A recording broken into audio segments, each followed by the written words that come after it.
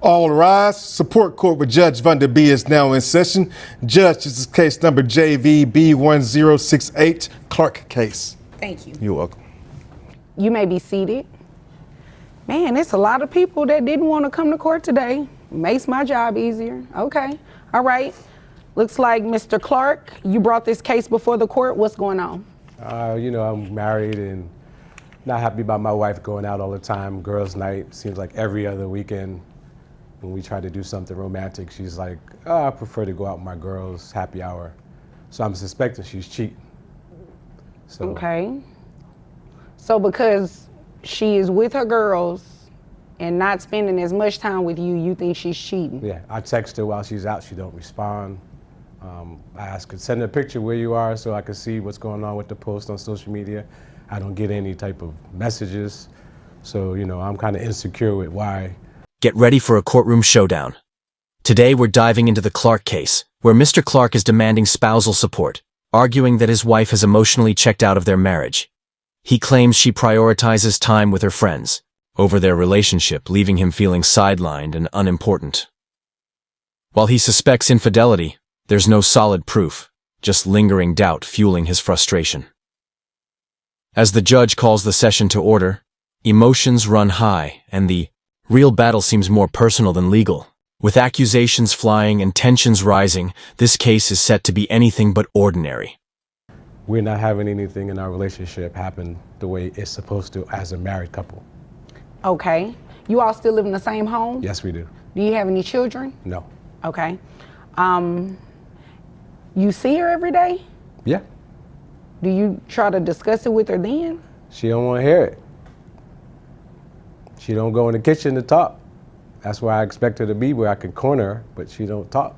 So All right. I got things to do, I got errands to run, so I let her be so I'm not like smothering her, but when it comes down to playing the role to reservations, my girlfriends. So, Okay. Have you ever confronted her about cheating on you? no. Mr. Clark takes the stand, his frustration evident as he opens up about feeling sidelined in his own marriage. He claims his wife prioritizes nights out with friends over quality time with him, leaving him feeling invisible. Calls and texts go unanswered, her whereabouts often a mystery, and deep conversations have become a thing of the past. Despite sharing a home, he feels like nothing more than a roommate, with intimacy and connection slipping away. While he stops, short of outright accusing her of infidelity, he admits that seeking spousal support is more about making her take notice than financial need. His testimony reveals a man grappling with loneliness, desperation, and a last-ditch effort to salvage what's left of their relationship. All right. It looks like you came because you're wanting to get some sort of spousal maintenance from her. Yeah, because we're pretty much done. There's nothing happening in our relationship intimate-wise, so, I pay all the bills, 2 cars, she don't pay no gas in the car, so, I need her to either get going or tell me what's really going on. All right. You pay all the bills, you Yes. say, so you make more money than her? Yes. Do you know where she is? Have you talked to her at all? Is she with the girls right now while court is going on? I'm not sure. Okay. Well, if you're the one making more money, I don't see how I could honor your request to get spousal maintenance. Well, she gets an allowance, All right. so I want that back. You want your allowance back? Yes. How much of an allowance are you giving her? I give her $10K a week. $10,000 a week. Yeah. Man, where you work?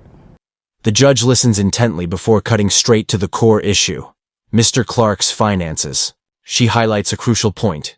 He earns far more than his wife, and even provides her with a hefty $10,000 weekly allowance. When pressed on his true motives, Mr. Clark concedes that his case isn't about financial hardship, but a desperate attempt to get his wife's attention. Unmoved, the judge swiftly calls out the misuse of legal proceedings, reminding him that the courtroom isn't a stage for personal grievances or emotional power plays. In that moment, the case takes a sharp turn, shifting from a legal dispute to an exposure of raw emotions, revealing the shaky foundation of Mr. Clark's request. Yeah. Okay. So you got her served to be here today. Yes. You do realize that if she were to come to court, and asked for spousal maintenance from you, she will probably get it, right? Most likely, yes. So you still want to go through? Yep. Okay. Are you just doing this because you're mad at her? Yep. Well, Mr. Clark, you don't just come to court and file something and ask for a request without the grounds just because you're mad. Well, I can empathize with you being mad. Because I want her attention. So in the court, there's mediation, and she'll know I'm serious. Well, yeah, so yes and no, right? So you don't want to file a lawsuit to necessarily get your spouse's attention because you're not getting the affection that you're looking for. With a firm and unwavering tone, the judge swiftly shuts down Mr. Clark's case, making it clear that spousal maintenance is meant for those in financial need, not high earners like him. She doesn't mince words, urging him to consider marriage counseling if he truly wants to repair his relationship, instead of weaponizing the legal system out of frustration. Before bringing the session to a close, she delivers a final reality check. If Mr. Clark pursues a divorce, he may find himself paying spousal support to his wife, not the other way around. This ruling sends a strong message. Courtrooms aren't battlegrounds for personal grievances, and the law won't be bent to serve emotional revenge. You can threaten her with a lawsuit, or you can draft one out and show it to her, but to actually have her serve, set it for a hearing, that kind of takes up my time for somebody who really needs to be in here. So it's a waste of resources. I mean, I get what you're saying. I'm married myself, so I definitely understand what you're saying. Yes. This is just not the right resource to get her attention. Does that make sense? Kind of.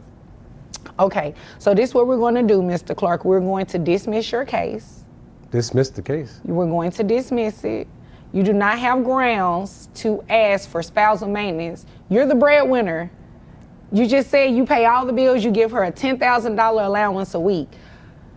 You don't qualify for spousal maintenance. You have to prove that you do not have the resources to meet your minimum needs.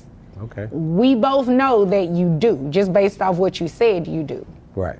So, yeah, I would have to dismiss your case. Yeah. Nothing else I can say then. No, but you know, I thank you for coming to see me, right? Thank you. But I also recommend that the two of you seek some sort of counseling, marital counseling. Okay? Nah, we're beyond marital counseling. Okay, well, if you decide to come to court and file for a divorce, right? Yes. You can do that, but just not with the spousal maintenance part attached. I could foresee her saying she would like to have spousal maintenance.